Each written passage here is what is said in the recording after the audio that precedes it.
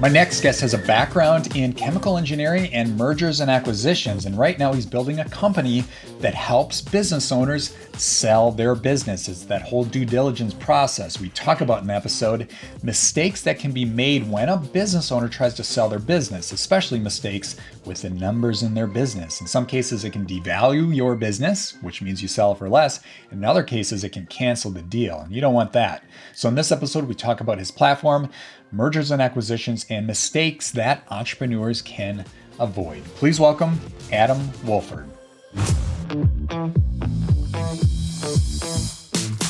Adam, welcome to the show. Thanks, Sean. Great to have me here. Thanks so much. Yeah, thanks for joining me. But before we dive in, could you go ahead and tell us something about yourself that most people don't know? Yeah, some people know this. I actually did a ride called AIDS Life Cycle in 2017, which is a 545-mile bike ride from San Francisco to LA. So that's known. But what is not known is that I did not prepare for the ride at all. I bought my bike like 3 weeks before, rode it outside once, shipped it to California, and then just showed up to the ride. And when I got there, I didn't even know how to shift up or down. So I spent the first day in the highest gear. Definitely wouldn't recommend this approach to the ride at all, but it was really an amazing ride. And we raised, I think, over $2 million for an AIDS Foundation in San Francisco, as well as in LA. So really powerful ride. But yeah, that is less known about the actual ride itself. Wow. And how long did that take? Yeah, it's a 7-day ride. So you kind of oscillate between doing 40 miles a day and up to 120 miles a day. So Okay. by the 120-mile day, I'd figured out the gear. So I was okay to make it up and down the hills. But yeah, it was a rude awakening the first day for sure. I bear with me here, audience. I could ask 20 questions, 200 questions on this journey. I'm curious here, do you get to kind of pick where you stay, like what hotels, or did you map that out before? Or No, so you camp out. They provide like a campsite. You set up your own tent. They bring your okay, stuff for you. They do have a part of it called princessing, which is when you get a hotel near where the campsite is. But I camped out every day because I wanted the full good for experience. you, my man. Awesome. That is incredible. Good for you. And then I have to ask here, getting over the Rockies or through, what did you do there? What was your route? Yeah, you go along like US 1 for most of it, then you kind of go inland. Transparently, I wasn't super familiar with kind of the West Coast Okay. geography, but there is one day that there's a mile ride up a hill that's like at like a maybe 25% pitch, and they call it the Thigh Brutal. Buster because it's just super brutal. So my only goal was to make it through that, and I did successfully. Again, after figuring out how to shift the gear, so I had no issues there. Good thing you figured that out before that climb. I always thought about that because I do like cycling. I'm more into mountain biking, but getting over or around or through the Rockies, I'm like, gosh, that's going to be a climb and a half. That's going to be brutal. Yeah. Definitely. Okay. All right. We'll get to the business side here. We'll take this offline, but that's really a cool fact about yourself. Thanks for sharing. But before we dive into your business, why don't you tell us a little bit about your background? Sure. Yeah, you'll have to bear with me. It's a bit of a roller coaster. So I started my career as a chemical engineer. I earned my bachelor's in science in chemical engineering from Cornell.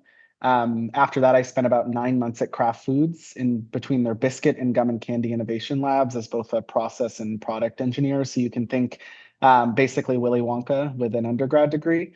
Um, I sort of, after doing that for a little while, realized that I didn't like to be in the lab. It was super isolating. So I left that and pursued a career in consulting, as all good de facto engineers do. So went to become a product manager for the federal government, essentially working on healthcare.gov, as well as supply chain management solution for the Department of State. After that, the federal government, which has its, pros and cons, but one thing was it moved relatively slowly, and I was looking for something a little more fast paced. So I pivoted over to the world of management consulting, specifically M&A consulting.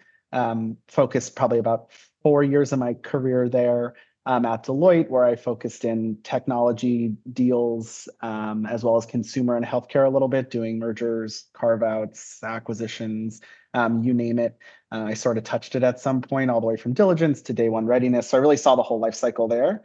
I always knew that an MBA was on my horizon, just because I didn't have, a formal business background. So After my time at Deloitte, I went to get my MBA at Kellogg Northwestern right in the middle of Hmm. COVID, which was a whole experience, and probably we could do a whole podcast on that itself. But Hmm. there I focused in entrepreneurship and venture capital. So on the venture capital side, worked at two funds. One was in the hard tech space, the other in traditional sort of SaaS investing. And then on the entrepreneurship side, I interned at a B2B SaaS company, at a beauty and candle company on the West Coast, and then tried to start my own business at the time focused in kind of the circular economy. We were trying to tackle basically how to connect consumers with resale marketplaces. We launched in March of 2020, which is right when COVID hit. And our whole Hmm. thesis was to drive people to brick and mortar stores. So that quickly pivoted a couple of times before shutting that down after leaving business school. Um, so after I left business school, I went actually to the B2B SaaS company that I'd interned for, running the product team there. So grew it from a team of 0 to around 5 when I had left. Okay. And I left early last year, basically to pursue my own thing. I caught the bug and really wanted to go early stage, Hmm. an N equals 1 founder. So since then, I stood up my own sort of consulting firm where I've been, making money to keep the lights on, as well as Yeah. exploring a few different product spaces, which led me ultimately to Syncquire. Awesome. Love your background here. Thanks for sharing a lot of good experience.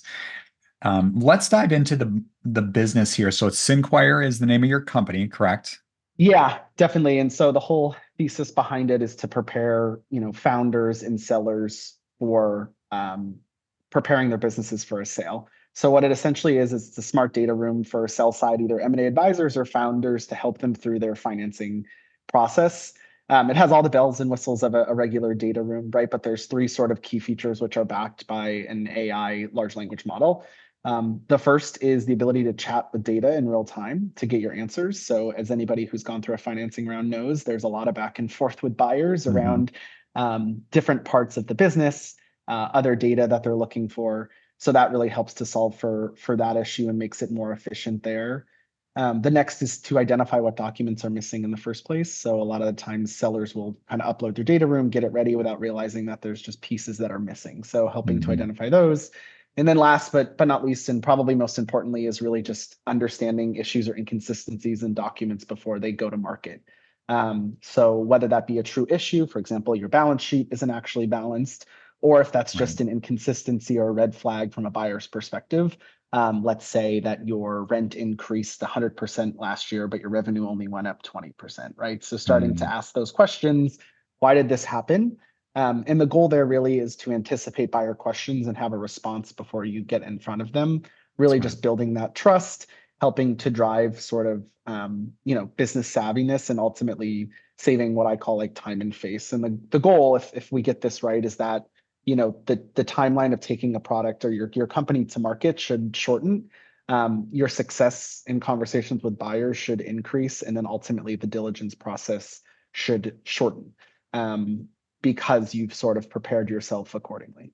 Love it. This is very similar to a podcast interview I just did yesterday. The previous episode was with Nick Thorne.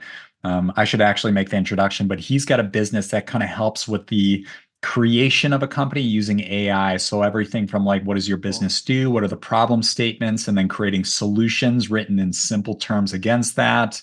The AI experience actually helps you create a pitch deck, create a name for the company, secure a domain, create a logo, and get you completely ready to the point when you want to start like talking to customers, getting feedback. I'm looking at your business in a similar way where you're using AI to really help get ready for those interviews, you could say, or almost sometimes interrogation sessions where you have a a buyer asking questions. Why did this happen? Why did this happen? If they want to buy your company, and you want to have full confidence going into those meetings, and your platform, it really sounds like it does this, correct me if I'm wrong, really helps you get laser focused so you're polished and ready to go for that M&A experience. Yeah, definitely. And I mean, there's implications even further, like first and foremost, I think there's implications further downstream for even venture funding, right? Like these Hmm. questions, the Oh, more that we sure. see the world of, FTX, in which like, there was a ton of fraud, Hmm. even in early stage, like seed series A investments. I think investors are tightening their belts and getting more serious about what diligence looks like, even at those early stages. And for founders or entrepreneurs who have built businesses purely out of purpose and passion, sometimes, these questions feel like they're out of left field. So if there's a way to tee them up or set them up even in earlier financing rounds for building these where data rooms are leveraged and used, there's huge value add there for founders and entrepreneurs. And I think to your point around, we're talking a lot about AI, there's a ton of companies that are coming up in this space, as we're all well aware. I think there's different use cases for it, times when it makes sense, times when it doesn't. I guess getting the data room piece right is really important to me. I think leveraging this technology on top of it only makes that human computer interaction or partnership even stronger, and helps to increase efficiencies as you kind of take yourself for a financing round. So that's really the goal here, ultimately serving the sell side of the deal. There's a multitude of products that are built for the buy side. I think the reason for that is that's where a lot of the money is, right? Like you have these institutional investors, you have mega companies that are doing the purchasing. But my theory is really like, why are we empowering sort of the folks with the capital on the buy side when the problem really exists on the sell side? So if we can solve it earlier, then the market should inherently become more efficient. Buyers will be happier because the data they're looking at makes more sense. Sellers will be happier because the match that they're getting, the valuations they're seeing are increasing and growing and getting bigger and higher.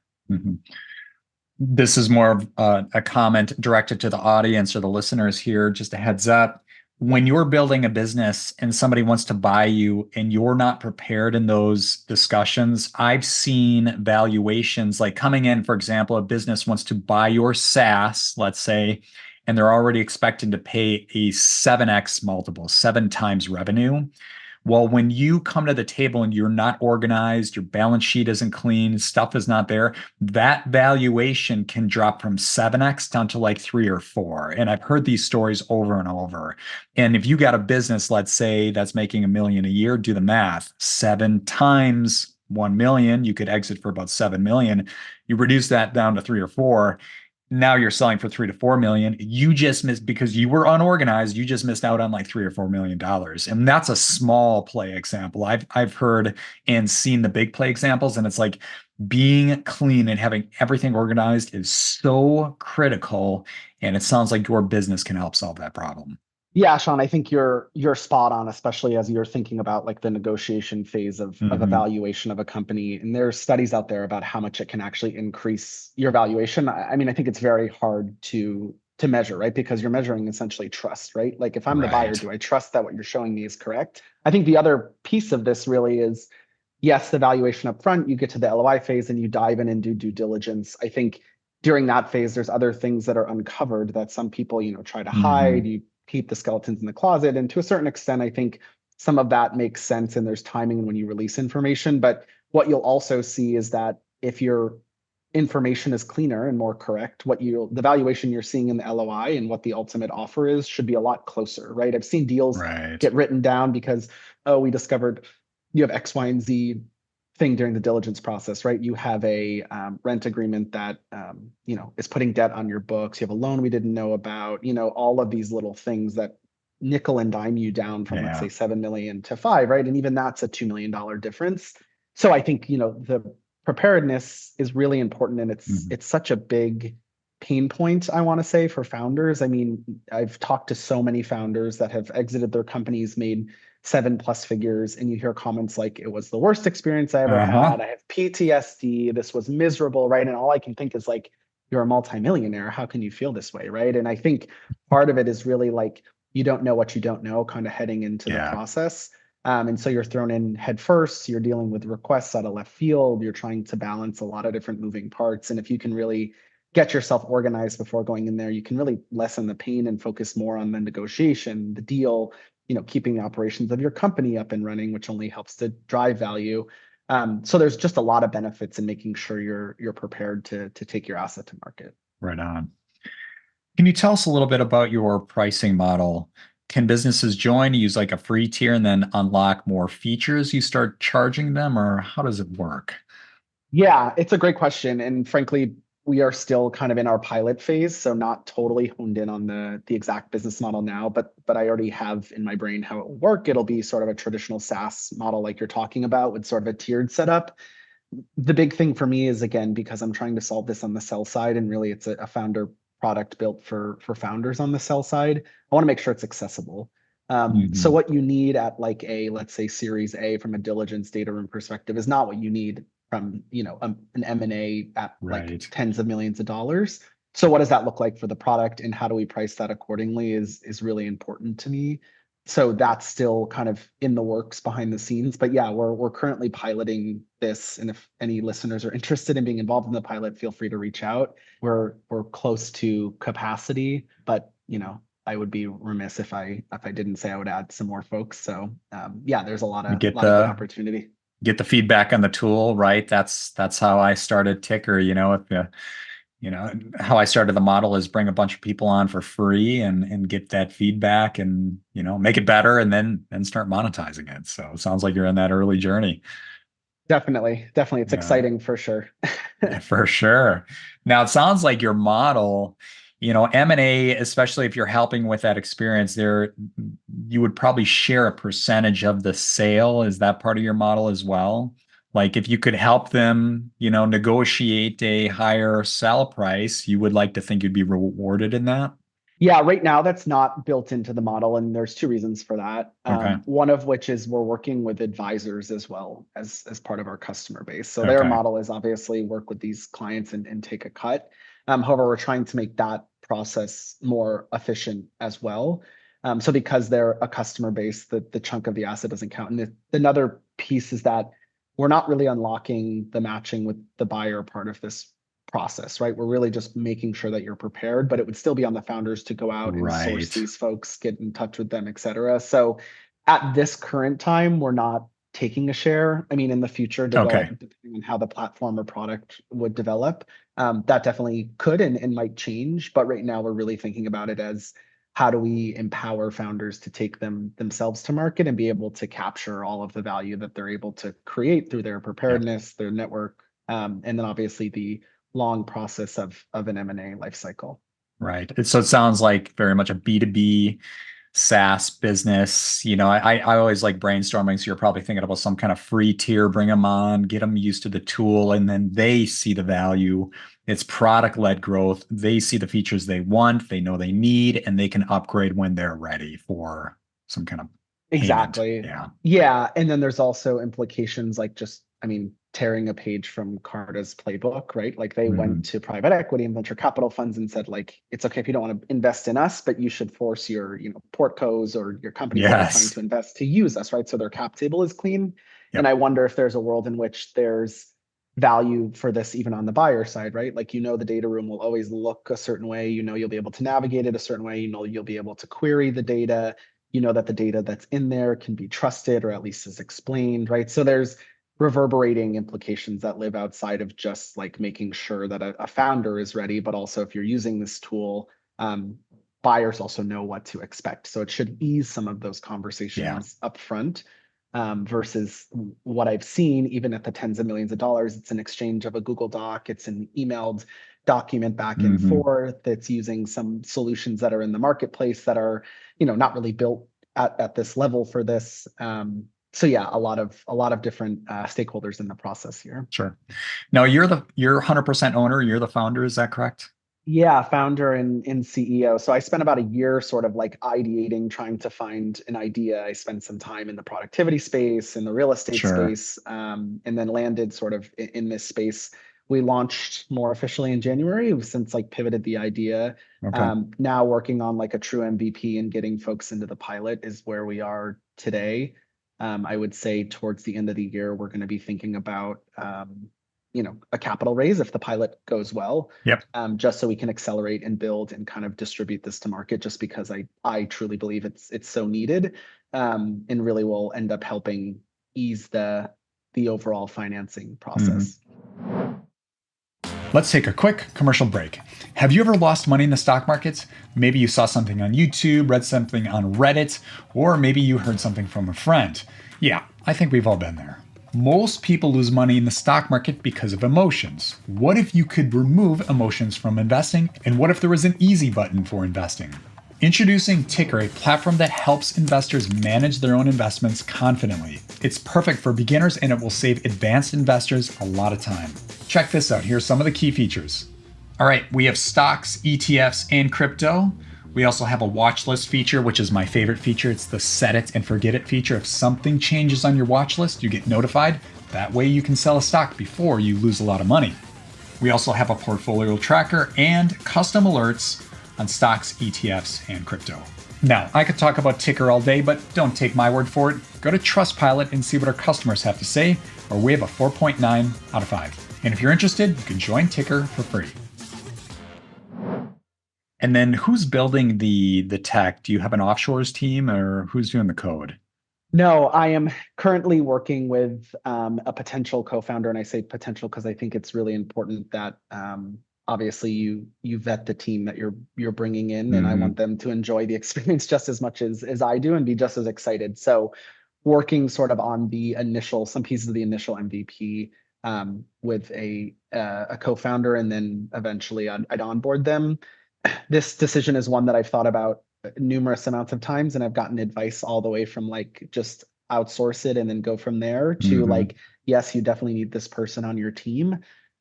Where I skewed is more towards the latter, and really that's for three key reasons. First and foremost, that's the biggest gap in my talent repertoire. I can do almost everything but code, so I keep hitting a wall where I'm ready to test ideas, and I can't really bring it other than like some no code or Figma files that I've been able to mock up, and I'm by no means a designer.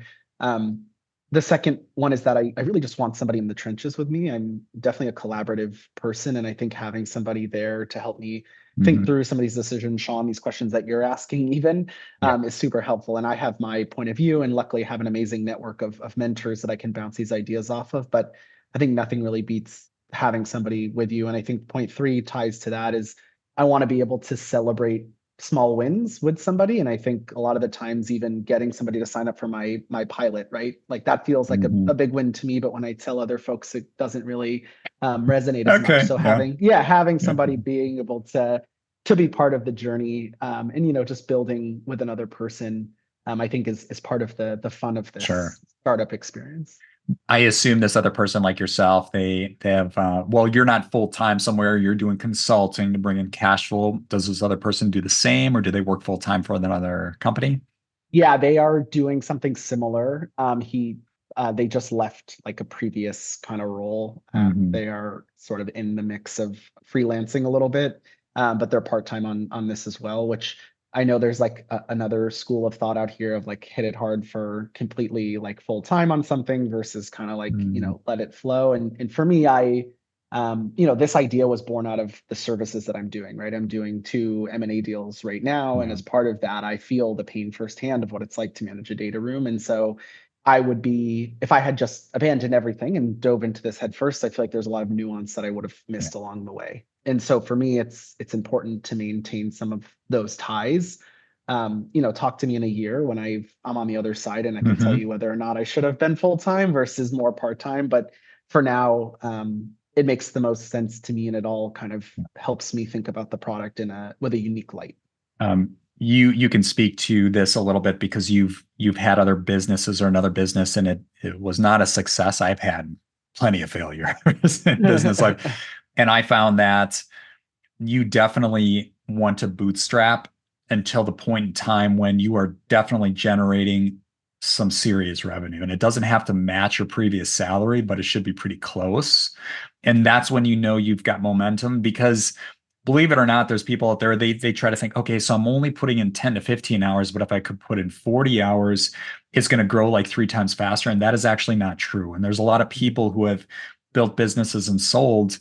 You can work as hard and as much as you want, but it just does not move the needle. What does is that product market fit and the right channel partners in place. And getting there does not require your full-time effort. It is, you can do this part-time, you can keep going. And then that's exactly what you're doing now, or continue doing because you're going to know, like there's people out there that you will know the moment when it's time to go. We're pretty close. Like, for example, with Ticker, I bootstrapped it 3 years until the revenue was close to what I was looking for. It wasn't exactly where I wanted it, but I'm like, close enough. Let's do this, but it's monetized. There's product market fit. Churn is reducing. all the boxes are being checked, and it takes some time, but you'll hit that point. Now, I have some advice here for the partner situation, and I've learned this lesson in the past is I tell people go a year with a handshake partnership because you're going to go through some trials, some tribulations, making decisions together. You're going to figure out how this person works. And then when you near the point when you're making money, then that's okay, sign an operating agreement, do a partnership split, whatever, if you use Carta, or like we use WeVestor for our cap table. Mhm. It's like, okay, then put people on the cap table. Until then, you're working on a product, you're here to solve problems, end of story. Don't, right?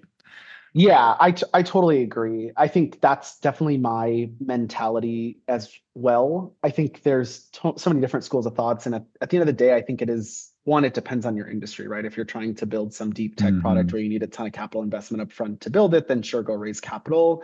If you're building a tech solution that you can kind of no code, low code until you've proved the MVP and found sort of some initial customers, then I think it's a different story. And I think you ultimately have to decide what is personally fulfilling for you, right? Like there's stories of people raising a ton of venture capital funding, which on paper you might be like, wow, this person's so successful. And then at exit, because of different factors, they end up Sure. making next to nothing versus people who bootstrap Yeah. a business to $1 million, take home 500K, call it a day.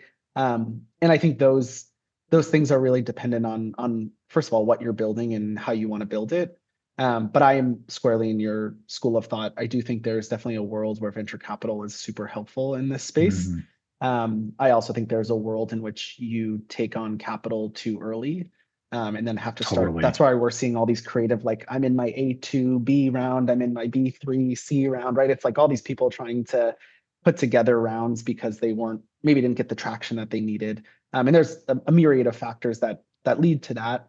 But yeah, for me, I think right now, just staying bootstrapped on it, Yeah. continuing to talk to as many customers as I can, getting mocks of the product in front of them, building an Yep. MVP, and then really seeing if what I'm building makes sense.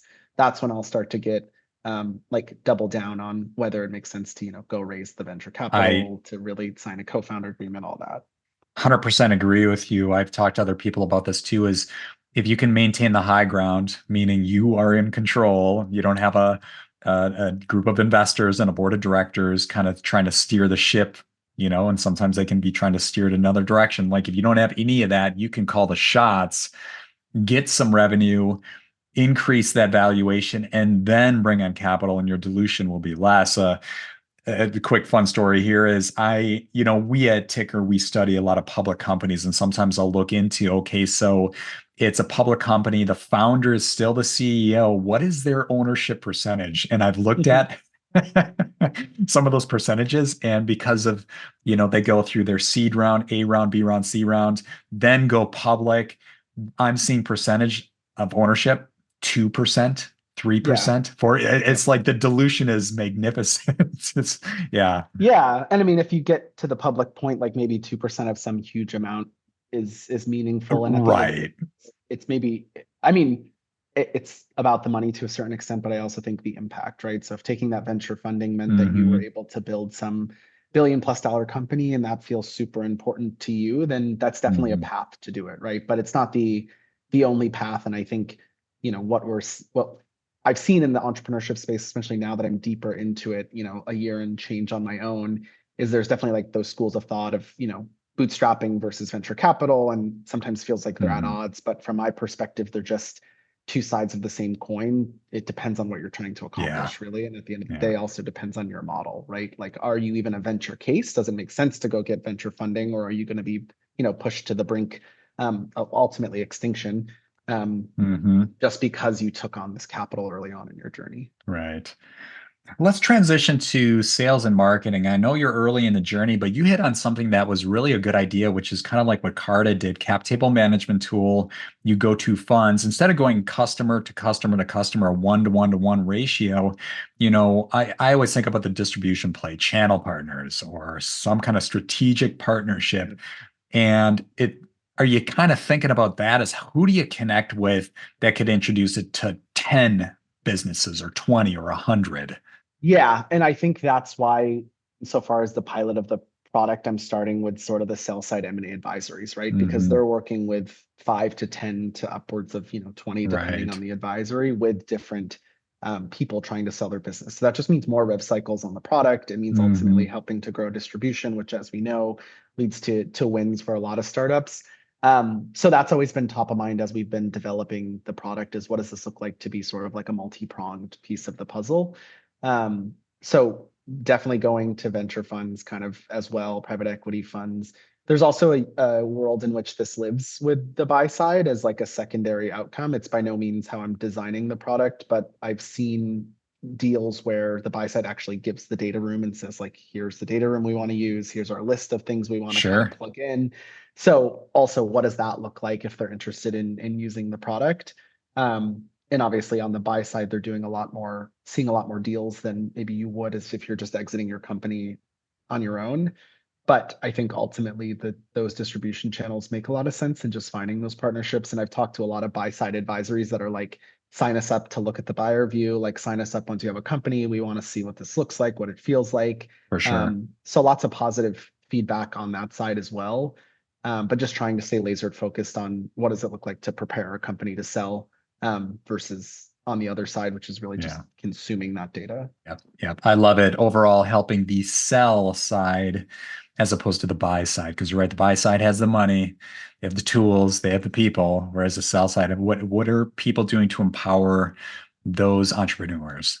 Yeah, exactly. And I think, the systems, the world of financing and capital in general, obviously, the more capital you have, the more Hmm. pain. And I think at a certain point, sometimes that relationship for a founder is helpful, right? Like you might find a VC who gives you the money that you need to accelerate you. They're great mentors. They sit on your board, they connect you, right? Like there is that side of the coin Sure. as well.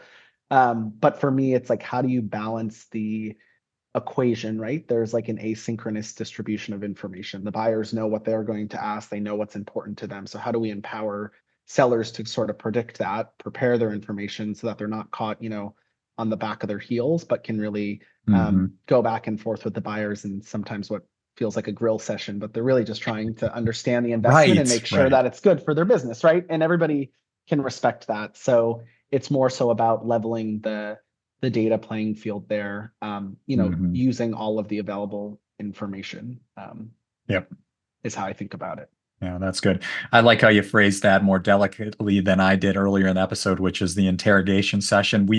You and I have you worked in the pressure cooker of management consulting, right, for larger companies, Deloitte, for example. I've worked for a lot of big businesses, and you get into those meetings and the rapid fire questions and interrogation. Where are things at? What do the numbers look like? Why is it not here? It's just, how it goes. And it's like, Yeah. oh, this is exhausting. But if you can come prepared with Yep. the data, with the financials, everything, then you feel like you're in the high ground in that conversation. You're not being almost talked down to. Yep. Yeah. Yeah, I totally agree. Totally agree. Yeah. Well, before we jump to the rapid fire round, what is one key takeaway you can give my audience?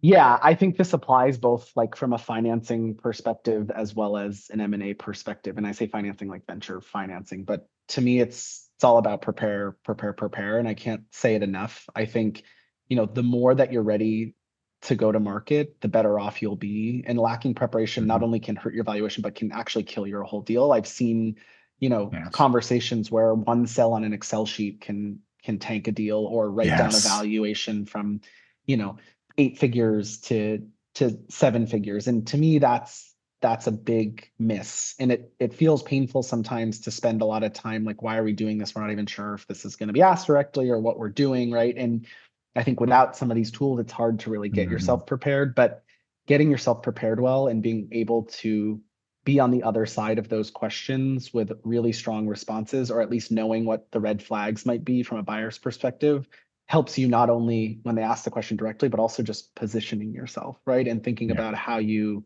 message that, what your pitch deck, what your teaser looks like.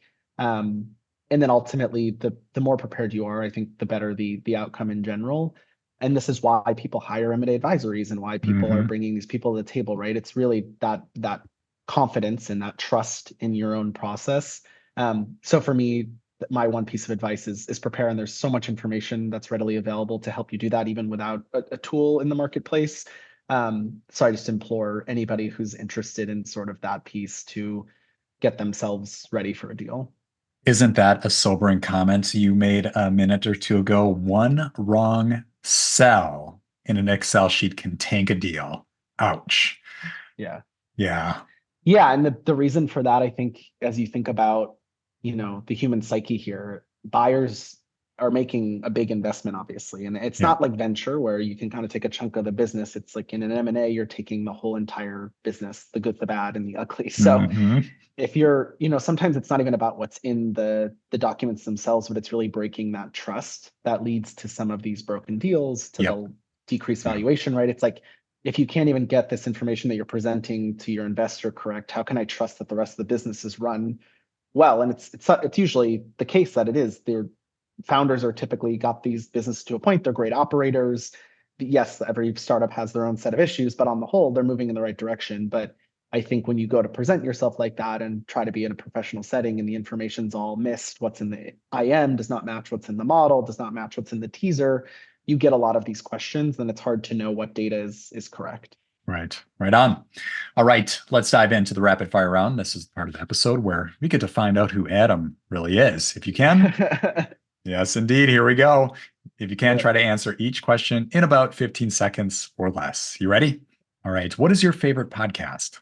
Yeah, I'll go a little contrarian here. Obviously, I listened to all the typical ones, all in, View from the Top, How I Built This, but I recently found one that's actually defunct now, but it was called Lessons from a Failed Startup. It was 10 episodes or so, but when I was starting this journey, and even now, I think hearing from the other, let's call it 90% that fail, was motivation to kind of keep going. And you hear what they're up to now, and it's always kind of these great stories. And Sean, what you hinted to earlier is it takes a couple failures to get to the point that's part Mhm. of the process. So for me, really, really sobering to hear. That's cool. All right. What is a recent book you read and would recommend?